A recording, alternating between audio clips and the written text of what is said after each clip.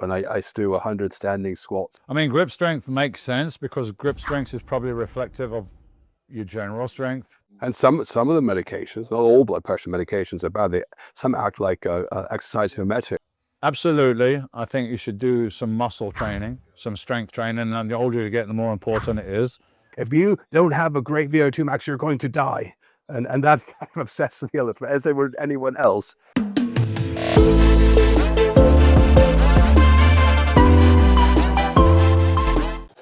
Do you do press-ups as a warm-up? Or I don't. I mean, I could barely do 3 or 4 push-ups before because of my rotator cuff. I've done a lot of work on my shoulders now. I probably do, if I did 15 press-ups, it'd probably be to failure now because the weakness through the rotator cuff and the tricep and everything. But yeah, why not? If you're doing shoulders or triceps, not a bad exercise. That's part of my warm-up, and I do 100 standing squats on my own. Just getting the heart rate up. And one thing that I'm telling all my guys is very, very simple but very effective. It's just dead hanging. Just dead hanging from the chin bar. Yeah. This is going to stretch the tendons and ligaments in your shoulders and kind of help to get them back in the right place. Because as you get bigger and stronger on the pecs and the lats, it rotates around. And there's not much room at the front. There you got the bicep tendon going through there, the supraspinatus, and it kind of gets pinched in there and it gets inflamed. And we all had it. I had it, but I didn't have a fucking clue what it was. Like, nobody explained to me, and like there was no internet to go look. I had anatomy books and everything, but it's not quite the same. So just to get the shoulders sitting back in a more correct place, just dead hang, and it's good for your grip as well. It's good for everything. Speaking of grip, so we were talking about Peter Attia earlier, and you see you're on his... All these parameters of what benefit. So grip strength is one of them. Well, grip strength, yeah, and leg strength and hanging from the chin and all those things. I mean, grip strength makes sense because grip strength is probably reflective of your general strength. I don't think it just, the fact that you get to got a good grip and your legs don't fucking work, it wouldn't be too good, but it's probably a good measurement of your overall. Have you tried, you've probably done before, you grab 2 weights on either side, each half of what your body weight is, and then you walk around, I think it's for a minute. Yeah, farmer's walk. Right? Farmer's walk, yeah. I tried it the other day, but it's hard because if you have to look at your watch, if I can see a clock, then you can like hold out and, You're walking or you're standing still? I was walking up and down to the gym, and so I did about 50 minutes. I did, about 50 kilos, 59 kilos each side. I was like, it's a good exercise, farmer's walk, especially like when you're like careful with your pace and you feel everything going up the chain and you put your shoulders back and, concentrate on doing it with really good posture. Yeah. I've been doing it as part of my recovery from the hip surgery and everything. I didn't get quite up to those weights because I want to do it a bit longer, like 2 minutes walking up and down, but I use the kettlebells. It's quite, I find it a bit more comfortable to hold and walk with those, but really concentrate on the posture and on my walking and everything because of the recovery. So yeah, it's a good exercise. But some of these, these things, these numbers that you hear, muscle mass is 400% protective, and I don't know if some of those things work out. I'm sure it's very beneficial for your health. We're talking about the VO2 max, and I know when Peter Attia says that, he says it so matter of fact, like if you don't have a great VO2 max, you're going to die, and that kind of obsesses me a little bit, as they would anyone else. But he's just so matter of fact. This is it. Probably don't. I don't think they necessarily outlive people that are just generally healthy, because how they achieve such an extraordinary VO2 max is excessive amounts of exercise, which brings its own negatives. Or something genetic, and then the thought is if you don't have that genetic gift, then you have to bring it with. Yeah, there's only so much you can improve it. Just like strength, some people are going to have double the strength of somebody else just genetically. So I think it's difficult to put percentages on the benefits of different types of exercise. I think if you yeah, which is not healthy in itself. Right? It's a paradox, right? Absolutely. I think you should do some muscle training, some strength training, and the older you get, the more important it is.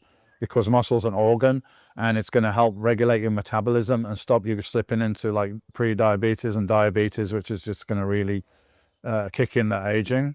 So yeah, and a decent VO2 max, I think, would be useful. But and also, you know, working on mobility and flexibility a little bit. So I do a bit of everything, which you have to be the best at something. To be the best at something is in no way a balanced situation, yeah, which is, you know, where I'm at now, and I feel like the most comfortable, secure, balanced, peaceful. I've done that. I went from total isolation, just doing whatever to be the best bodybuilder in the world without any compromise, to an OCD extreme, where I wouldn't socialize. I mean, it was unnecessary, but it was necessary for me, yeah, because I felt like I had all the odds against me, so I had to stack everything that I could in my favor, whether it's another hour's sleep or any little thing that could help me. I had to do it, yeah. So in my mind,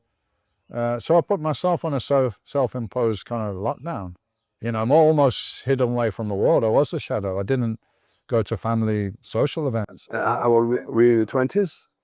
Started, yeah, I was like 21, and I started like, I'm doing this. Because I remember the 90s. I had a flatmate at uni, and you know, we would wear the big, heavy, you know, like the sweatshirts, baggy clothes, and then after you warm up, then maybe unveil to get this. You know, that was part of the culture. Big jug of water, you know, carry around everywhere. We used to call them 10 men, you know, or 10 jumpers, because people used to wear a sweatshirt on top of a jumper, on top of something else, to make themselves look bigger, you know, and they'd be all covered up but looking really big. Now the guys have got like a stringer on, and they're like, you know, 100 pounds. That's serious. Well, yeah, I don't know if you ever watched in America the Saturday Night Live, the Hands and Friends or whatever. They were making fun of Arnold, and they were wearing the whole sweat. Yeah. And anyway, it was quite funny. So do you think you're probably better heart healthy now than you were when you're a bodybuilder? Yeah. During those Mr. Olympia years, I think, because I was pushing the body weight up, you know, to unnatural levels. I had some blood tests, but I mean, it was so basic, the stuff that I had. They didn't check hormones, testosterone. You know, it was just liver, kidney function, blood pressure reading, cholesterol, very basic stuff. So I knew my blood pressure was high, and I wasn't advised, and I didn't choose to take another medication on top of what I was taking to bring it down, which probably would have been the best advice. I mean, it's not good to have it high. And some of the medications, not all blood pressure medications are bad. Some act like exercise mimetic, like telmisartan. Produce more nitric oxide, I think, yeah. Ramipril and stuff like that. Better than ramipril being an ACE inhibitor, like the sartans, telmisartan, losartan, help reduce inflammation as well as blood pressure. And then I know Dr. Thomas O'Connor, I don't know if you follow him, in the States, he talks about protecting bodybuilders from harm, menopause, and using the Beaverlaw to keep the rate down as well as the others. Now you can find somebody like yourself, or as many doctors out there you can find. You can get all your parameters done. You can get advice if something's out of line, what you can do with it. But people need to understand that this was a different day. This is 1980s when I started bodybuilding, and I started using steroids. So I just went to my GP, you know, on the council estate, right? You know, and I'm a young kid, and I'm telling them I'm going to take steroids. Can you do some blood tests for me? And he's like, you wouldn't do it at first. He's like, no, you don't want to take that. It's not good for you, and all this stuff, right? And then I did my first competition, and I made a big splash. And then they invited me to be on the British team, which was in the World Games held in London. On the bodybuilding team, World Game was like Olympic Games, but all the sports that didn't quite make it. There was water skiing, there was powerlifting, all these sports. Yeah, it was a big thing, and bodybuilding was there. And I went from my first competition to being on the British team as a heavyweight 2 weeks later in this competition. And anyway, it was a bit on TV, but they had the opening ceremony. So the guy that was managing the bodybuilding team cleverly said, you and a girl who was representing the female bodybuilding, when you go out, you take your tracksuit and do some poses. And sure enough, all the cameras came over, because it's visual, right? So all the cameras came over, the TV cameras came over, and actually was shown a little bit on British TV, which is a big thing, right? Yeah. So next time I went to see the doctor, he said, I saw you on TV. I see what you're doing it's serious. Like, it's not, you know, I said, yeah, I tried to tell you that, man. I'm not messing about here, you know? So then he said, okay, but yeah, my blood pressure was like 150/100, I think, average for a few years, you know?